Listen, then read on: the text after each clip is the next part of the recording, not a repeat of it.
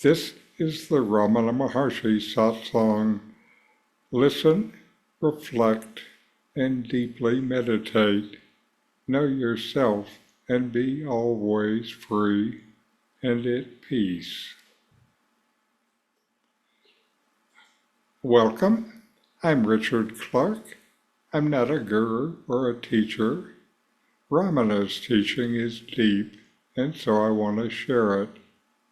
I'll read from and comment on the Ashtravakra Gita today, chapter 14, verses 1 through 4. In these verses, Janaka speaks of tranquility. Though appearing asleep like other men, one whose interest in the world is exhausted, whose mind has been emptied, who thinks only by inadvertence, is in reality awake. When desire has melted, how can there be wealth or friends or the seduction of senses? What use is scripture and knowledge? I have realized the Supreme Self, the Witness, the One. I'm indifferent to bondage and freedom. I have no need for liberation. The inner condition of one who is devoid of doubt yet moves among creatures of illusion can only be known by those like him. So let's explore these verses. Chapter 14, verse 1. Though appearing asleep like other men, one whose interest in the world is exhausted, whose mind has been emptied, only thinks by inadvertence, is in reality awake. This verse speaks of a person who seems outwardly similar to others, but is inwardly detached. Their interest in the world and its distractions has faded, leaving their mind still and empty of thoughts. Inadvertent thinking may occur, but it doesn't disturb their inner peace. Despite outward appearances, they are truly awake to reality, experiencing the self beyond the illusion of the world. For spiritual practitioners, this voice points to the difference between outward appearances and inward awareness. True wakefulness is not about mental activity, but the cessation of worldly interest and the quieting of the mind. When the self is known, the mind naturally rests, and one becomes indifferent to worldly concerns. 14.2. When desire has melted, how can there be wealth or friends or the seduction of senses? What use is scripture and knowledge? In this verse, Janaka emphasizes that once desire dissolves, worldly attachments such as wealth, relationships, and sensory pleasures lose their grip. Without the pull of desire, even the need for external scriptures or intellectual knowledge fades, as the seeker becomes self-sufficient in wisdom. The true freedom lies in the absence of craving, where external things no longer hold value or meaning. In spiritual practice, this verse highlights the transformative power of releasing desire. When you no longer pursue external validations such as wealth or knowledge, your mind rests in its natural state of peace. This is a call to prioritize inner realization over external accumulation. 14.3 I have realized the Supreme Self, the Witness, the One. I am indifferent to bondage and freedom. I have no need for liberation. This verse expresses the experience of someone who has fully realized the Supreme Self. Having recognized the Self as the eternal witness, they transcend concerns about bondage or liberation. There is no longer any distinction between freedom and limitation because both are understood as illusions. The seeker has arrived at a state beyond the need for striving, content in the direct experience of the Self. This indifference brings freedom. For you, the verse speaks of the ultimate state of realization where concepts like liberation and bondage fall away. Once the Self is known, there is no longer anything to attain. You rest in the effortless awareness of your true nature, beyond dualities. And 14.4 The inner condition of one who is devoid of doubt yet moves among creatures of illusion can only be known by those like him. Here, Janaka describes the state of someone who has attained unwavering clarity. They move through the world of illusion, interacting with others, but are untouched by doubt or confusion.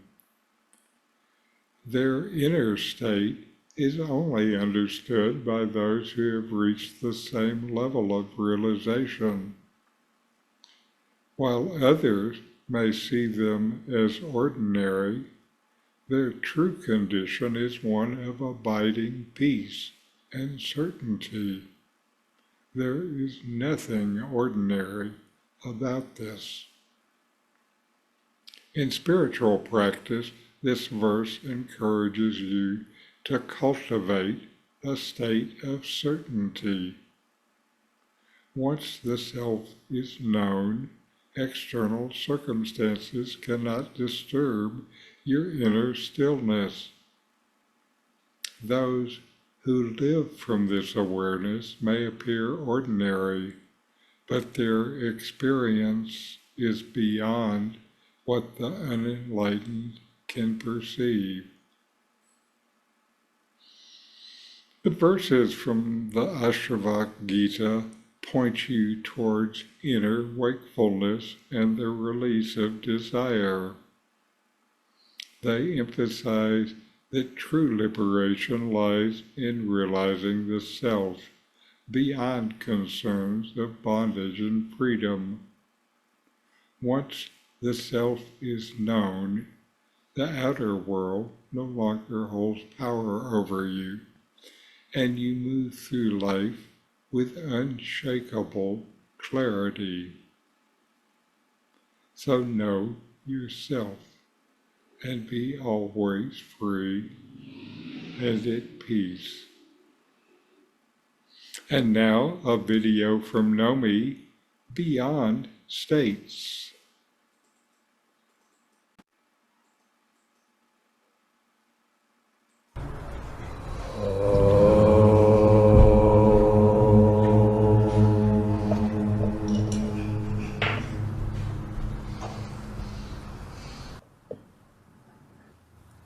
Self-realization is the innate state of the self. And the self always is just as it is. It is unchanging. Self-realization, or the state of the self, is not a state for the individual. The jiva or individual neither seizes it nor loses it. When, though, through profound inquiry resulting in self-knowledge, you realize the non-existence of the ego or jiva, that which remains, which has actually always been the case, is the real state of the self. And that is called self-realization. What you are can never be defined, and therefore never confined, by any state of the mind, and of course by any state of the body or senses.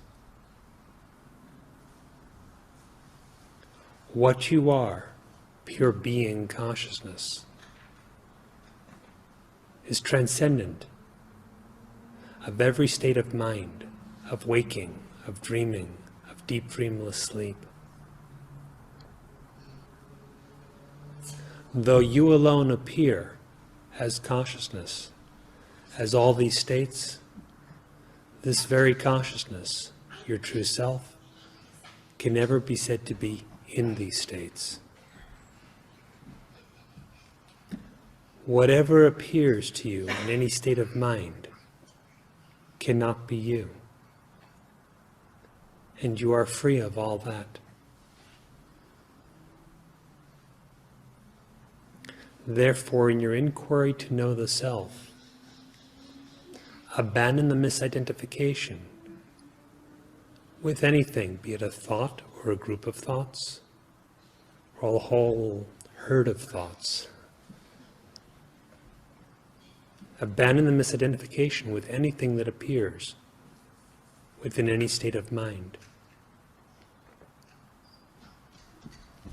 In spiritual practice, as a pragmatic point, it is most useful to give up the misidentification with anything that appears in the waking state, whatever seems to constitute the waking state individual. If that much is accomplished, what pertains to the dreaming state individual and the deep sleeper, if we can call him such, will be taken care of automatically. Whether it be the body or the senses, or any attribute of the mind, any way of thinking that appears in the waking state, abandon the misidentification with all of that. And know yourself to be the consciousness, formless, unconditioned, that stands ever transcendent. There is no individual who becomes consciousness. That is spoken of only loosely as merger with the Supreme Self. There is one self.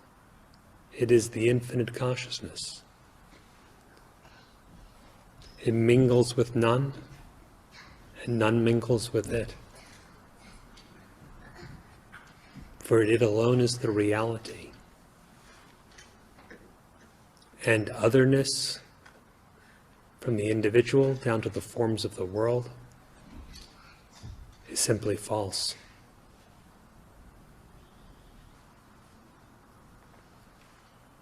So inquire in such a manner that your identity is established in knowledge as this unformed, unborn, indestructible being, consciousness, bliss.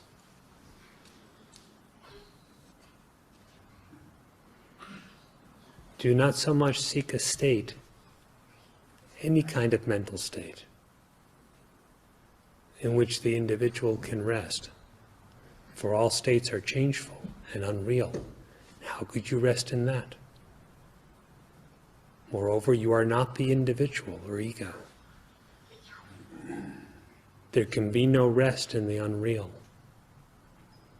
and the real is already at rest. Dive within and know it for yourself.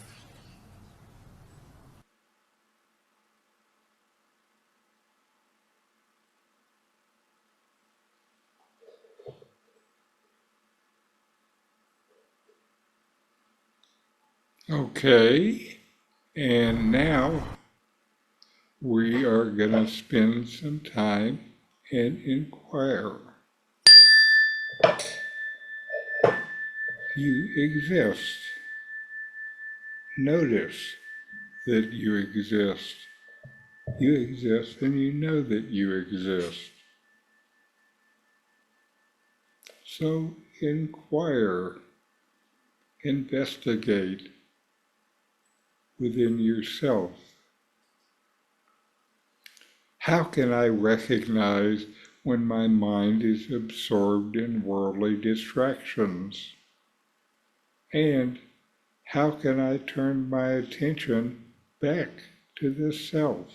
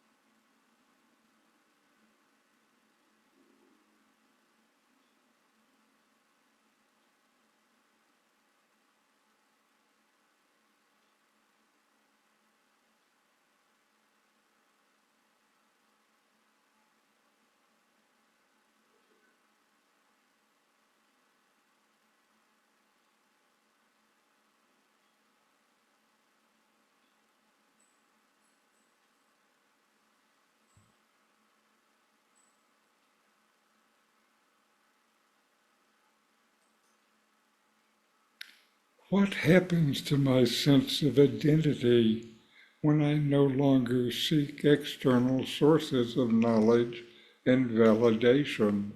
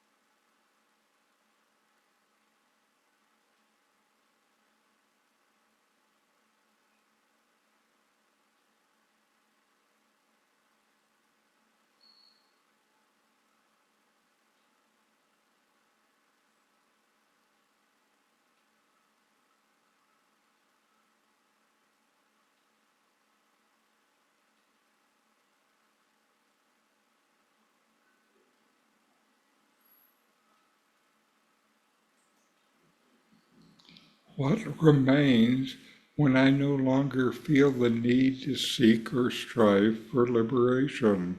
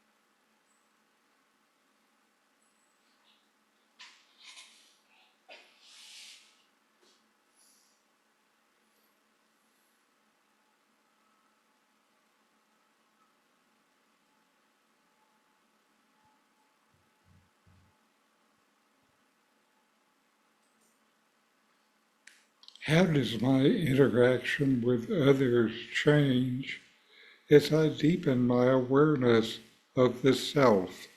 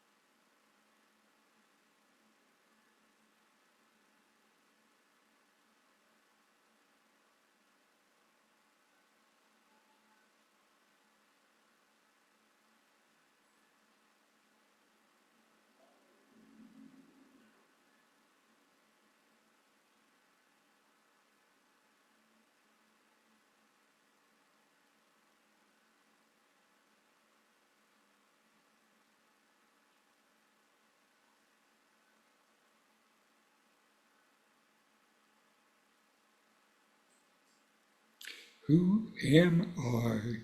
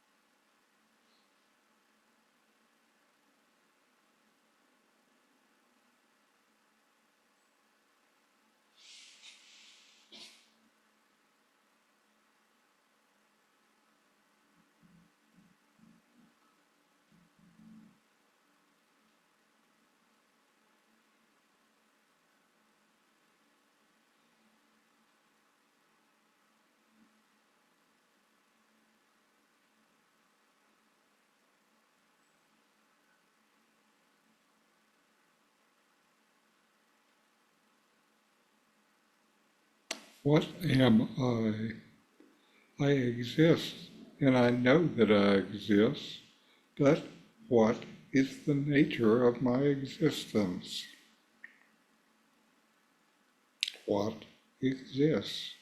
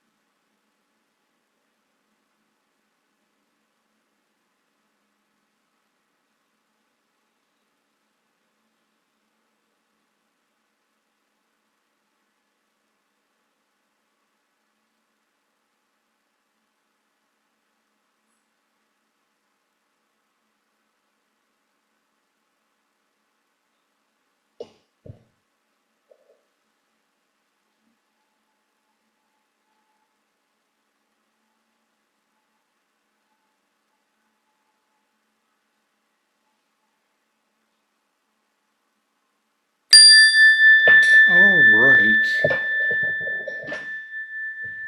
and we'll close with a chant. Om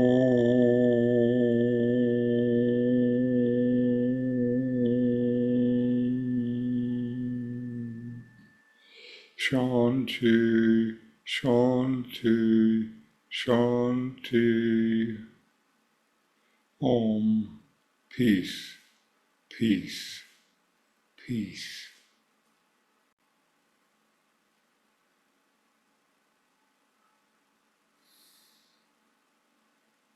Know yourself and be always free and at peace. Namaste, and we'll see you next time. Have good meditation. In 40 verses on reality, Ramana Maharshi explains the nature of the self, the ultimate reality, and self-inquiry. My new book, with my comments and inquiry questions, opens these teachings up and brings them into your practice and experience. Available now from Amazon. Link in the video description. These videos bring Ramana's teachings into your direct experience. Click subscribe to see more. Click thumbs up to like, and send questions and start a dialogue with a comment.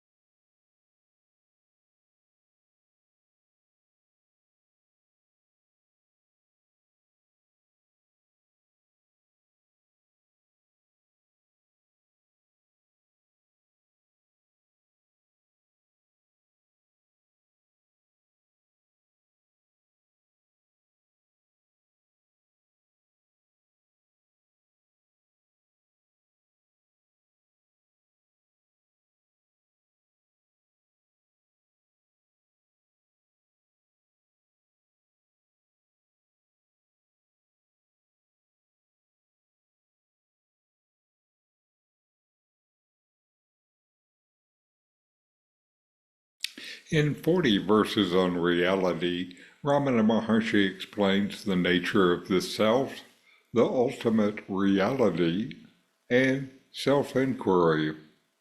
My new book, with my comments and inquiry questions, opens these teachings up and brings them into your practice and experience. Available now from Amazon. Link in the video description. These videos bring Ramana's teachings into your direct experience. Click subscribe to see more. Click thumbs up to like, and send questions and start a dialogue with a comment